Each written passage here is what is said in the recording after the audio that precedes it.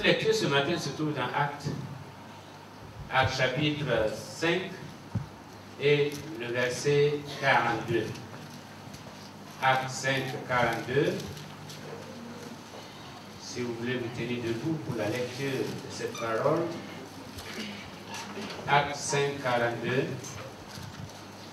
Où il est dit, et chaque jour, dans le temple et dans les maisons, il ne cessait d'enseigner et d'annoncer la bonne nouvelle de Jésus-Christ. Amen. Seigneur, bénis ta parole. Bénis, Seigneur, le vase que tu vas utiliser. Bénis le peuple qui va recevoir cette parole. Par le Saint-Esprit, par l'action du Saint-Esprit. Au nom de Jésus-Christ. Amen. Ce matin, je voudrais, à l'orée de cette année, parler ou reprendre un message. Mais je me demande combien se souviennent de ce message-là. Je voulais parler de la croissance. Qu'est-ce que c'est que la croissance? Quelqu'un l'a défini comme étant une augmentation en taille, une différenciation dans la structure et une altération dans la forme. Il y a une différence entre le bébé qui naît et le jeune homme ou la jeune fille qu'on retrouve 18 ans plus tard, 20 ans plus tard. Il y a eu une augmentation en taille, une différenciation dans la structure et une altération dans la forme. Il y a une différence entre la semence que nous mettons à terre et l'arbre que nous allons, dont nous jouissons les fruits, peut-être 3 ans, 5 ans plus tard, ou la gerbe de mil que nous voyons pousser quelques mois plus tard. Il y a eu une augmentation en taille, une différenciation dans la structure et une altération dans la forme. Dans Colossiens au chapitre 1, Paul dit qu'il nous faut croître.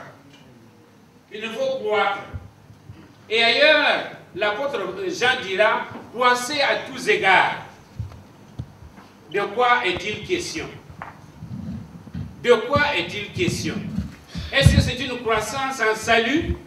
Certainement non. Nous ne pouvons pas être plus sauvés aujourd'hui que nous l'avons été le premier jour. Est-ce que c'est une croissance en sécurité? Non. Nous ne serons pas plus en sécurité demain que nous le sommes aujourd'hui dans le Seigneur. De quoi est-il question? Il est question d'une croissance en amour, croissance en foi, croissance en sanctification, croissance dans la ressemblance à l'image de Jésus-Christ. Dans ce domaine-là, nous avons besoin de croître. Vous allez me dire, c'est ce dont j'ai besoin. Cependant, je n'arrive pas. Quand je décide, quand j'ai la volonté de croître, mais je me rends compte que il suffit que quelqu'un me piétine le pied et ma vieille nature refait surface. N'est-ce pas? Il va voir de quel bois je me chauffe. Eh bien, tu n'as pas grandi dans l'amour. Pas du tout. Parce que l'amour excuse tout. Alors que toi, tu veux te venger de tout. Et nous sommes comme, je dirais, toujours à la case départ. Et on se demande qu'est-ce qui se passe. C'est comme un homme à New York. Il devait aller, il habitait sur une île, Long Island. Et donc chaque soir, à 17 h, il devait descendre, prendre un bateau qui le relie à Long Island. Et un soir, il a oublié, il était vraiment pris dans ses paperasses, comme le professeur Cabet. Et il a oublié. Et quand il s'est rendu compte, il a pris sa veste, il est descendu, il a couru, pris un taxi, il a couru, il arrive, il voit un bateau, il saute dedans, il s'assoit, il enlève sa veste, il respire, il dit, ok, j'ai failli le rater. Et le gars qui était assis à côté de lui, il dit, mon frère, ce bateau ne prend pas le large, ce bateau vient d'accoster. Et nous avons l'impression d'être dans un bateau qui vient d'arriver au lieu de prendre le bateau qui prend le large. Et on se demande, mais qu'est-ce qui se passe? Comment est-ce que je peux croître dans le Seigneur? Comment je peux grandir? Comment je peux devenir l'homme selon, selon le cœur de Dieu? Comment je peux devenir l'ami de Dieu? Comment je peux devenir le disciple que Jésus aimait? Parce qu'il y a toujours de la place dans le cœur de Dieu pour l'enfant de Dieu. Mais comment je peux le faire? Dans ce passage-là, eh bien, nous pouvons ressortir 4 éléments dans la croissance, les éléments nécessaires dans la croissance. Parce qu'il y a quelque chose de particulier à la croissance. D'abord, elle est personnelle, elle est invisible et elle est lente. Elle est personnelle, invisible et lente. Je ne crois pas à la génération spontanée, n'est-ce pas? Madame Nikema, si vous accouchez un bébé et vous voyez ce bébé-là grandir jusqu'à devenir un homme, est-ce que vous n'allez pas fuir? C'est sûr qu'on va fuir parce qu'on va dire there is a bombardement. Parce que c'est vraiment un bombardement. Donc la croissance est lente, elle est personnelle et elle est invisible. Mais il y a des ingrédients, il y a des éléments qui aident à la croissance. Une femme qui accouche son enfant est obligée d'allaiter cet enfant-là parce que c'est le lait qui fera croître cet enfant jusqu'à un certain âge avant que la nourriture solide ne prenne la place. Et la Bible nous dit de désirer le lait de la parole de Dieu. 4 éléments dans ce passage que nous venons de lire. Il y a d'abord l'élément temps. Chaque jour. Ce n'est pas une fois par semaine, comme c'est l'habitude de certains chrétiens. C'est le dimanche qu'on se souvient qu'on a eu une Bible. C'est le dimanche qu'on se dit, mais où se trouve cette Bible? On va la prendre. Et puis, voilà, c'est ce que le frère Sylvia a fait. On enlève un peu la poussière, on met sous le bras, on arrive à l'église et on a de la peine à trouver le passage parce qu'on n'est pas habitué à fouiller sa Bible.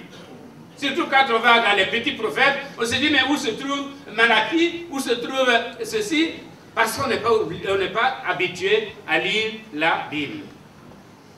Chaque jour.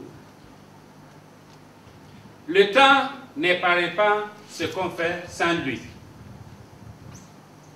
Le temps n'épargne pas ce qu'on fait sans lui. C'est tous les jours. C'est quand nous donnons du temps et que nous prenons du temps que nous allons connaître une certaine croissance. Il y a des gens, ils vont aller dans les veillées. Quand on dit veillées, ils sont là. Quand on dit, bon, prière pour tel ou tel sujet spéciaux, ils sont là. Mais une fois qu'ils ont quitté le lieu, ils ne font plus leur homework. Ils ne font plus leur travail à la maison. Ils ne lisent plus. Ils ne prient plus. Ah Seigneur, tu vois, je suis occupé. Bon, on se reverra ce soir. Et puis le soir, Seigneur, tu vois que vraiment, la journée était un peu rude là. Je suis fatigué. On se verra demain matin. Et de report en report, eh bien, on ne prie pas. De report en report, on ne lit pas la parole de Dieu. De report en report, on ne se nourrit pas du lait spirituel. Alors, après, on est étonné que le Seigneur bénisse les autres et que les autres, ils poussent normalement. Parce que vous n'avez pas nourri la plante. Vous n'avez pas nourri la semence. La semence du salut qui est en vous, c'est vrai, c'est un acquis, mais il faut nourrir cette semence-là pour que vous passiez de l'état de chrétien à l'état de disciple. Parce que vous n'êtes pas venu au Seigneur pour rester chrétien, vous êtes venu au Seigneur pour être transformé en disciple. Pour que ceux qui vous voient disent, ces gens-là sont des chrétiens. Ils sont comme Christ. Donc prenez du temps pour le Seigneur, mais aussi donnez du temps au Seigneur pour agir dans votre vie. Tous ceux qui croient rapidement, eh bien, se fanent rapidement. Il faut du temps. C'est pourquoi le Seigneur ne vous donnera pas tout en même temps. Et même, il y a des gens qui ont eu des dons spirituels, et ces dons spirituels ont été occasion de chute pour eux, parce qu'ils s'en sont enorgueillis. Parce qu'ils n'étaient pas d'abord préparés, ils n'étaient pas solides eux-mêmes. C'est pourquoi le Seigneur vous donnera les choses progressivement, selon votre niveau de maturité. Il vous accordera des dons selon votre niveau de maturité. Autrement dit, vous allez être orgueilleux, ou bien la bénédiction du Seigneur va vous éloigner de la présence du Seigneur. Il prendra le temps nécessaire pour travailler dans votre vie. Regardez les hommes du passé, que ce soit les héros dans la Bible, ou que ce soit nos grands-parents, comme je le citais, le pasteur Pasco et tant d'autres. Regardez leur vie. Le Seigneur a pris le temps de les préparer pour les grands jours. Et c'est comme ça qu'ils ont pu tenir, qu'ils ont pu travailler sans vaciller. Et nous voulons arriver rapidement, ici et maintenant. On veut commencer, même parmi les pasteurs, il y a des gens qui veulent commencer aujourd'hui et demain, ils sont des grands pasteurs. Non, vous êtes des grands perdants. Vous êtes des grands perdants, vous n'êtes pas des grands pasteurs. Parce que la chute sera libre. Il faut que le Seigneur nous prépare. Et c'est la difficulté qui durcit notre peau. Au point que quand la tentation vient, nous allons pouvoir résister. Prendre du temps pour le Seigneur, mais donner du temps au Seigneur. Que chaque jour, nous puissions prier en disant, Seigneur, opère le changement en moi. Que chaque jour nous puissions prier en disant, Seigneur, me voici. Quel est l'empêchement? Quel est le problème dans ma vie? Et le Seigneur nous va pointer du doigt et nous permettre par l'action du Saint-Esprit d'éliminer tous les excédents pour la gloire de son nom. L'élément temps. Ensuite, il y a l'élément temple. Chaque jour, dans le temple et dans les maisons. Dans le temple et dans les maisons. Tout cela pour dire qu'il faut qu'il y ait un lieu de rassemblement. Aujourd'hui, nous sommes dans un temple. Aux États-Unis et en Chine, eh bien, et se retrouvent dans les églises de maison. Les églises de maison se sont développées. Mais toujours est-il que les chrétiens ont besoin de se retrouver.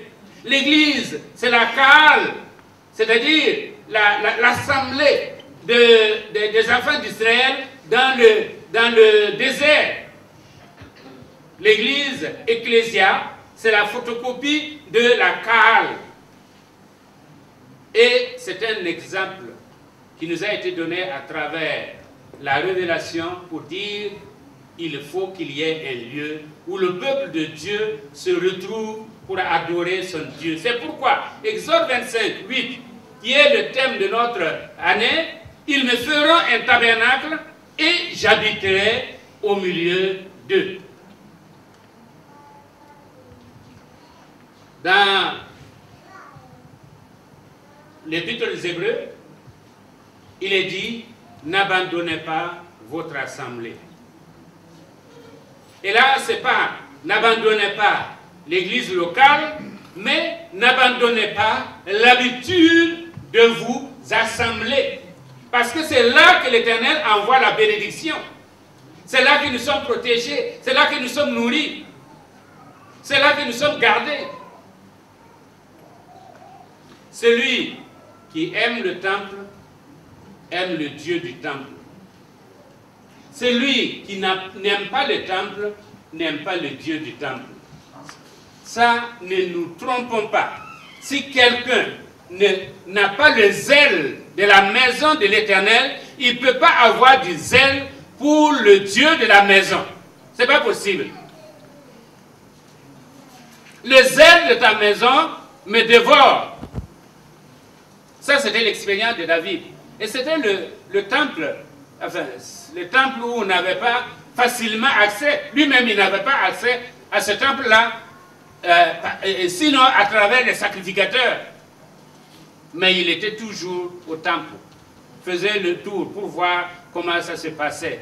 Parce que c'était la maison de Dieu, c'était la présence de Dieu, c'était aussi la manifestation de la puissance de Dieu. Est-ce que tu aimes la maison de l'Éternel? Si tu aimes la maison de l'Éternel, c'est un élément qui te fera grandir.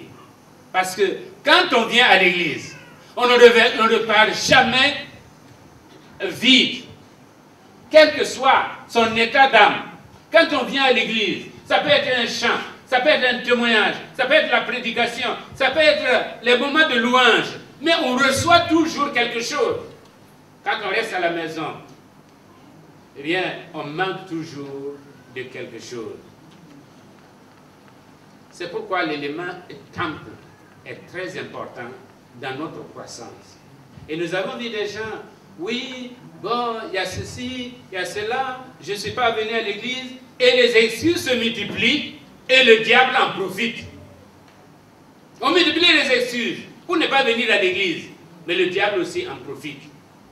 Ce qui est sûr, et ce que, en tout cas, beaucoup d'entre nous pouvons rendre comme témoignage, c'est que les gens qui ont fait de la maison de Dieu, de l'église, vraiment une priorité dans leur vie, ont toujours été assistés, bénis, et on ne sait pas pourquoi ils sont bénis, mais le secret se trouve dans leur consécration à la maison de Dieu.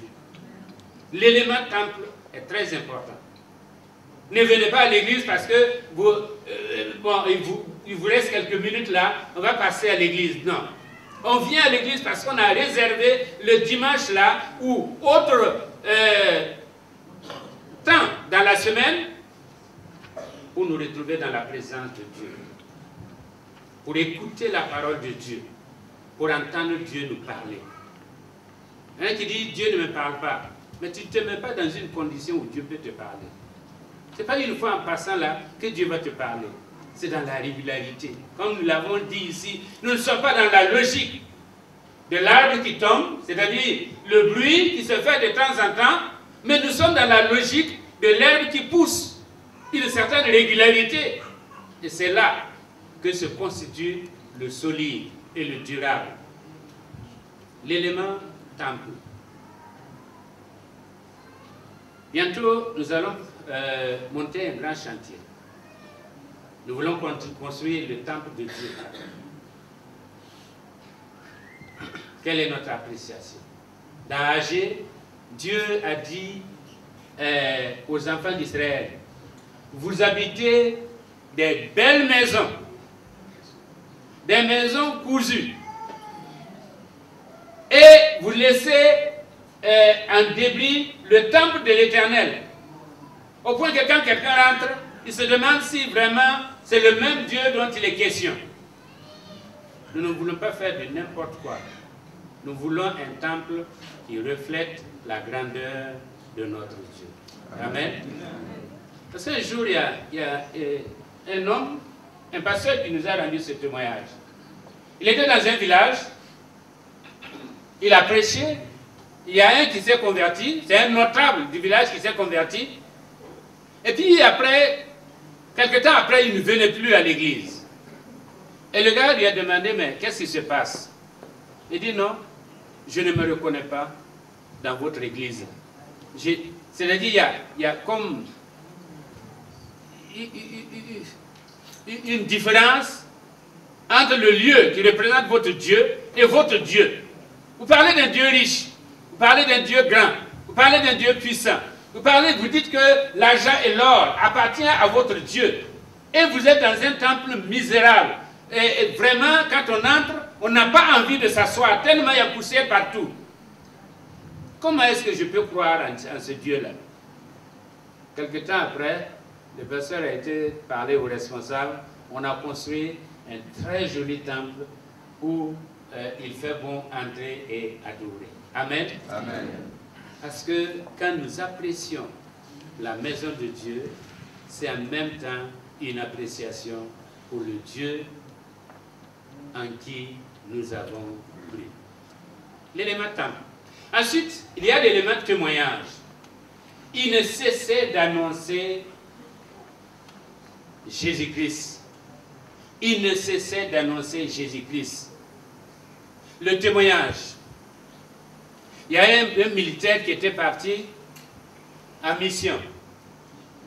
Et en partant, son pasteur lui a dit, bon, écoute, tu seras persécuté parce que tu es chrétien, mais il faut rendre témoignage.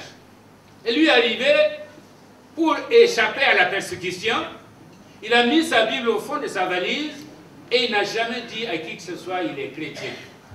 Donc au retour, le pasteur lui demande qu'est-ce qui s'est passé. Il dit, pasteur, tout s'est très bien passé. Personne ne m'a embêté parce que personne n'a su que j'étais chrétien. Le Seigneur ne nous a pas sauvés pour que nous vivions une vie tranquille. Non. Si c'était pour qu'on vive une vie tranquille, dès lors qu'on est sauvé, on serait enlevé immédiatement. Mais c'est pour que nous soyons témoins. La martyria. Et dans le mot martyria, il y a témoignage, mais il y a aussi martyr. C'est-à-dire témoigner jusqu'à perdre sa vie si besoin en est. C'est dans le témoignage que vous allez connaître la puissance de Dieu. Amen. J'ai un voisin, il m'a rendu ce témoignage-là. Il dit qu'une fois, son électricien l'a appelé. Il n'était pas chrétien. Il dit, monsieur, est-ce que vous pouvez appeler votre pasteur? Et lui savait qu'à cette heure-ci, s'il appelait le pasteur, il n'allait pas venir. Il a dit, d'accord, je viens. Il est parti. Et la femme était vraiment sur le point de mourir, au point que les voisins s'étaient rassemblés pour assister au départ de cette femme-là. Il est arrivé, il a demandé simplement à la femme, est-ce que tu crois que Dieu peut te sauver?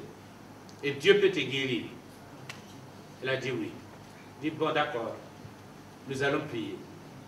Il a fait sortir tous ceux qui étaient là. Et ils ont prié.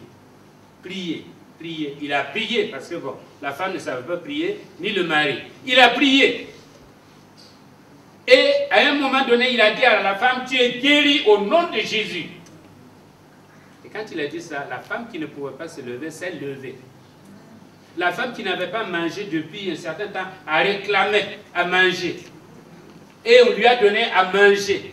Et elle qui ne pouvait pas se déplacer, elle a marché jusqu'à la porte, elle est revenue, elle sautillait. Et ceux qui étaient venus hypocritement, c'est là, ils se disent, ah, comme c'est comme ça, un panda, dans l'ordre. Comme si on n'était pas venu pour l'assister. Un panda, dans l'ordre. Et ils sont partis. Et ça a été l'occasion pour que cet homme et sa femme se convertissent et que d'autres personnes qui étaient là aussi et qui ont vu se convertissent. Vous voulez voir la gloire de Dieu? Parlez de Jésus. Amen. Parlez de Jésus à ceux qui ne le connaissent pas. Et à l'occasion, ils vont vous demander si votre Jésus-là est vrai. Alors, j'ai tel problème. Est-ce que vous pouvez prier pour moi? Et vous allez prier.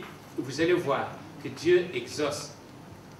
Dans le mandat qui nous a été confié, il est dit, voici les miracles qui accompagneront tous ceux qui auront cru. Non pas tous ceux qui seront pasteurs, mais tous ceux qui auront cru. En mon nom, ils chasseront les démons.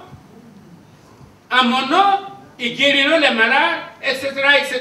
C'est pour nous tous. Cette puissance-là a été donnée à tous les enfants de Dieu. Il y a un dépôt. Dès lors que nous avons cru au Seigneur Jésus, il y a un dépôt de cette puissance en nous. Il nous appartient de l'utiliser. Parlez de Jésus-Christ. Et Jésus-Christ parlera de vous. Amen. Amen. Amen. Témoignez de Jésus-Christ et Jésus-Christ témoignera de vous. L'élément, le dernier élément, c'est le tableau. Le tableau que nous avons du Seigneur Jésus-Christ. Ces gens-là ne cessaient de travailler parce qu'ils avaient un tableau, ils avaient devant eux la vision d'un Jésus-Christ. Non pas le Jésus-Christ, ce qui était avec eux, non pas le Jésus-Christ crucifié, mais le Jésus-Christ élevé et le Jésus-Christ enlevé. Et surtout le Jésus-Christ qui a promis, je reviens bientôt.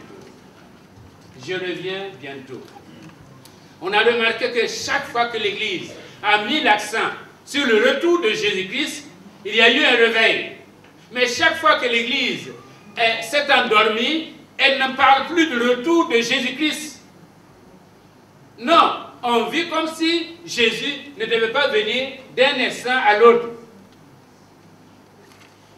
Quel est le tableau que tu as du Seigneur Jésus-Christ? Est-ce que c'est quelqu'un qui va peut-être venir? Est-ce que c'est quelqu'un qui a promis, comme du temps de Pierre, les gens se moquaient en disant, bon voilà, et depuis longtemps, depuis la promesse là, ne se réalise pas, est-ce qu'il va venir? Et ils se moquaient. Nous pouvons nous moquer aussi d'une autre façon, en ne croyant pas, ou en tout cas en ne posant pas des actes qui nous prouvent que nous sommes des pèlerins sur cette terre et que nous tendons vers la cité céleste et que bientôt celui qui va venir viendra et le juste vivra par la foi. Quel est le tableau que nous avons de Jésus-Christ?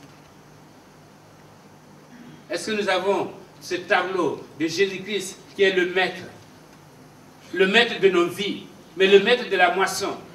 Le Jésus-Christ qui est le Seigneur, qui nous envoie en mission. Le Jésus-Christ qui est là, qui nous observe jour après jour, pour voir si effectivement nous exécutons la mission qu'il nous a confiée. Nous vivons selon le modèle, le mode de vie. Quel est le tableau que nous avons de Jésus-Christ? Cela nous fera grandir dans la foi. Comme Luther l'avait dit à des jeunes, en parlant de la parole de Dieu, il leur a présenté la parole de Dieu en disant, cette parole vous éloignera du péché, le péché vous éloignera de cette parole. Le tableau que nous avons de Jésus-Christ nous éloignera du péché, mais le péché aussi nous éloignera du tableau que nous pouvons avoir de Jésus-Christ. On dit que pendant la guerre du Vietnam, il y a un jeune soldat. Quand il partait en guerre, sa femme était en grossesse de leur premier bébé. Et entre-temps, la femme a accouché, on lui a envoyé la photo de son enfant, son premier né. Et puis, il a été fait prisonnier. Et dans sa prison, quand ça n'allait pas, il sortait la photo et il disait, il faut que je vive pour voir mon enfant. Il faut que je vive pour voir mon enfant. Et un jour, un des gardiens de la prison a vu la photo, il a pris la photo, il l'a brûlée. Et le soldat dit que quand il a brûlé la photo, c'est comme s'il avait brûlé l'image de l'enfant dans sa tête à lui. l'image de l'enfant, le tableau de l'enfant était collé à sa mémoire, dans sa tête. Et il se disait, je n'ai vu que la photo, maintenant je n'ai plus la photo, il faut que je vive pour voir mon enfant. Et c'est cette volonté de vivre là qui l'a sauvé pendant que les autres sont morts dans la torture. La volonté de vivre, la volonté de résister, parce qu'on a un objectif. C'est ça qui lui a permis de surmonter toutes les difficultés. Amen. Amen. Quel est le tableau que nous avons de Jésus-Christ? Est-ce que c'est un tableau vivant, puissant, qui nous permettra de résister à tout vent, et de tenir ferme, jusqu'à ce que nous puissions voir Jésus. Car la Bible nous dit que tel qu'il est, tel nous le verrons. Amen. Amen. Tel qu'il est, tel nous le verrons. Aujourd'hui, nous faisons des images. Mais quand la trompette sonnera, et quand les anges reviendront, alors nous serons enlevés dans les airs pour rencontrer notre époux. Et celui que nous n'avons pas connu, nous le connaîtrons face à face. Amen. Amen. Amen. Si tel est notre désir, cela nous fera éliminer les choses secondaires pour retenir l'essentiel, afin que nous puissions croître à son image. Parce qu'il n'y a que ceux qui seront à son image qui seront enlevés. Et nous voulons être enlevés. Amen. Que le Seigneur nous bénisse. Amen. Et que réellement, de jour en jour, nous puissions chercher à nous nourrir des éléments qui nous feront croître dans la connaissance de notre Dieu. Amen. Amen. Voici déjà les âges avec les élus, unissant le louange à l'honneur de Jésus. Car répondons sans presse, Hosanna, Hosanna, et qu'avec allégresse on chante Alléluia, on chante Alléluia.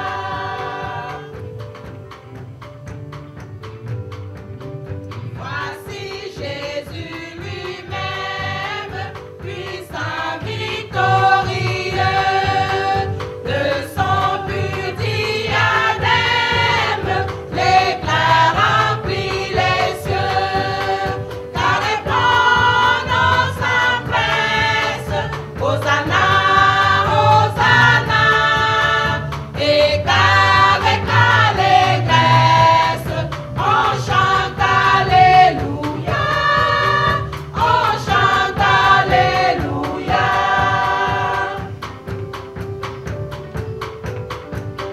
Venez